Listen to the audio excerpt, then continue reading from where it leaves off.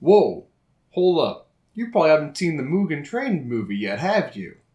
Well, if you don't want to get any spoilers, then please, not watch this video. Instead, I recommend this video right here that I released a little bit ago, which is a spoiler-free review of Demon Slayer, the movie. Anyways, though, if you are fine with spoilers, or you've already seen the movie, then feel free to stick along, because today I'll be going more in depth about Mugen Train and why it was such a good movie. Well, damn, that was a fantastic movie. If you've seen it, you already know how good it is. I mean, the animation, the story, all of that stuff, the fight scenes, I mean, everything was just fantastic in that movie. This is ufotable, or UFO-table, I don't know how they try to say it, but they're top tier animators, man. I mean, they made stuff like the Fate movies. Oh, those were so beautiful, man. So beautiful. And yeah, they definitely deliver with this.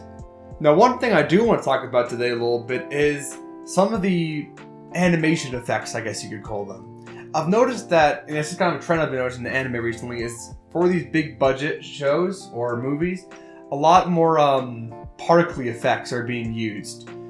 I mean, if you look back at, like, you know, here's a fight scene from Boruto, surprisingly, but it was one of the only good, actually the only good episode that I saw when I watched it. I dropped it since because it's garbage, but you notice a lot of the effects that they use are hand drawn. They're not CGI and stuff like that. However, if you now look at something like, and this is actually where I first saw it, was the Misfit at Demon King Academy. You'll see these little more like particle CGI effects. You see it done really well here in Jujutsu Kaisen, and I feel like you saw a little bit more of that here in Demon Slayer. Nothing up to the same degree. There's a lot more of the I don't know how to call this, the stylized like fire and water. There's a lot more of that. However, with the upper third demon, his effects seem to be a lot more particle-y, which I think was really cool, actually. I like that in anime. I think that it's been a great change that they've had recently. I found it to be kind of interesting. I mean, you can have you're entitled to your own opinion about it, but I like the way it's going. Obviously, it costs money, so that means that other scenes are going to then lose money or lose budget. However, I mean, these fight scenes, they're just, man, they just hit different, dude. With these effects, man, they hit different. And bruh, the ending, oh man, that hit you like right here, dude. That hit you right in the heart. Oh my goodness, when his mom showed up, man, he's like chilling there like, nah fam, I'm dead, bruh. And he's talking to Tanjiro, and then he sees his mom there. Oh my god, dude, bro, I would admit, I did shed a few tears at that scene, dude.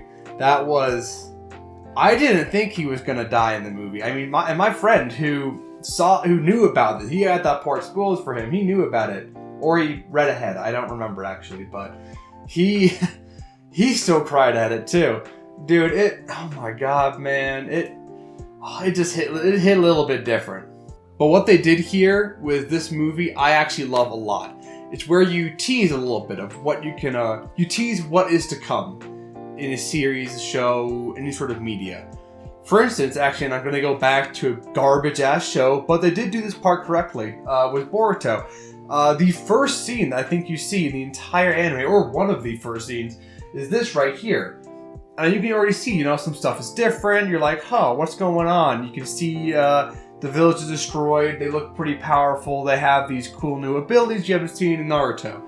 And I'm sorry to keep on, going to a straight garbage-ass show when talking about such a glorious movie.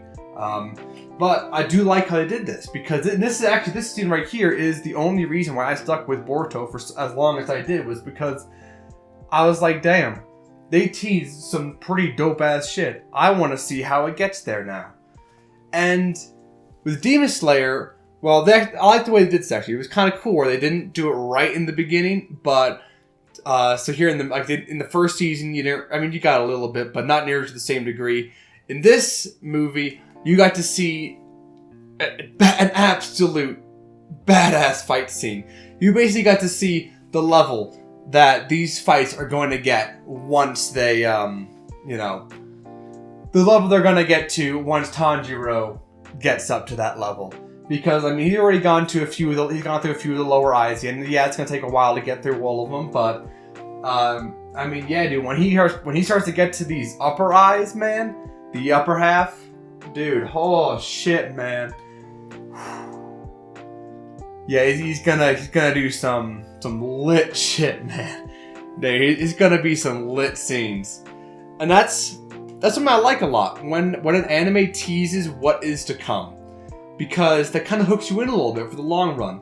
Now, they didn't have to do this. They didn't have to tease to you what was to come in Demon Slayer. Because it's already hooked you in from season 1. It's already fantastic. It's got such a massive fan base. I mean, it's such a good anime. Such a great story and all that stuff. Well, Boruto used their hook as a crutch. Demon Slayer used it solely just to propel itself forward and build up hype for the next season and the seasons after that. It didn't have to do that because it already had hype. But it built it up even more because it wanted to. And it made the movie, the movie would not have hit as well if it didn't have that ending scene, man. It wouldn't have. I mean, yeah, it's sad that the dude died, but it was for the sake of the movie. That's kind of a bit of an asshole thing to say, but it's true though. It's true. Tell me, if you didn't have that guy show up, that demon show up, and get in a badass fight scene, do you think that movie would have felt the same? Personally, I don't think so. I would have been left wanting more. I would have been wanting to see what this man's can do.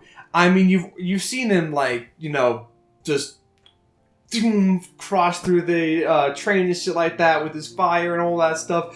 I mean, he's clearly dope as hell. But I would have been seeing okay, no, he's got more. He's got something, in the back, and I want to see what that is. He's storing something special, and I want to get a visual on it.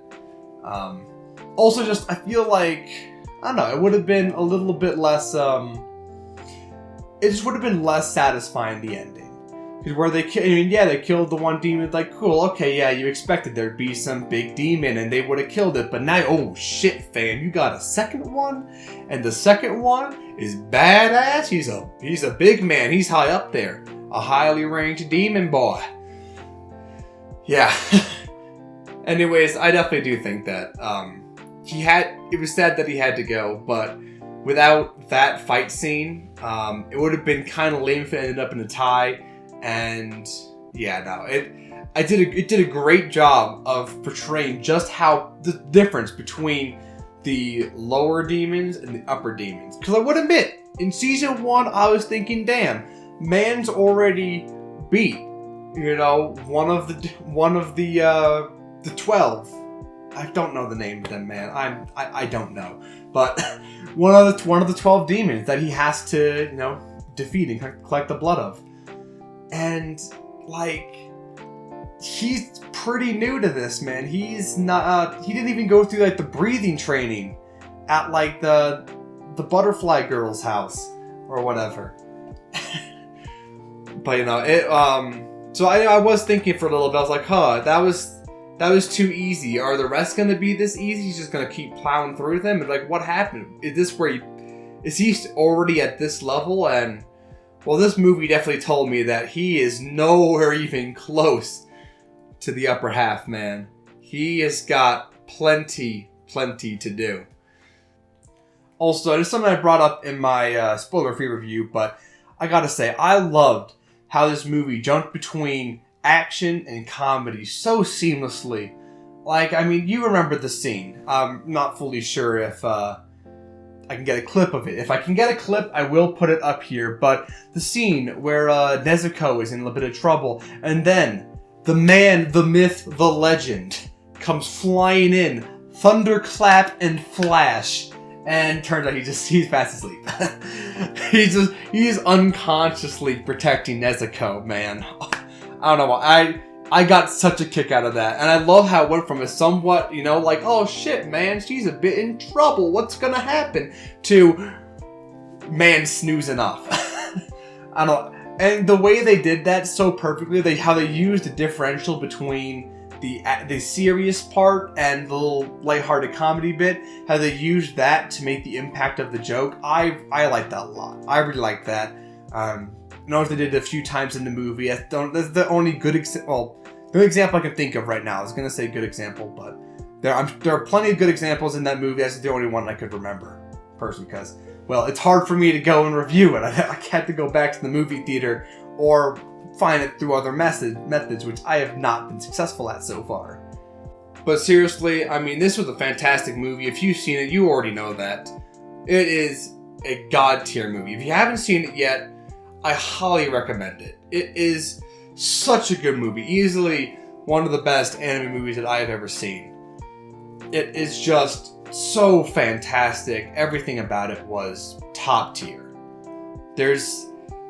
I can definitely see why it was the top grossing anime film in Japan of all time. Anyways, this has been Senpai Supreme. I hope that you enjoyed this video. Some of my latest videos are popping up on the screen right now, so go and check them out. I got anime reviews, manga reviews, and all sorts of other stuff. So, feel free to explore a little bit, and hopefully you will find something that piques your interest and that you will enjoy. Anyways, this has been Senpai Supreme, and I hope to see you all in the next video. Peace.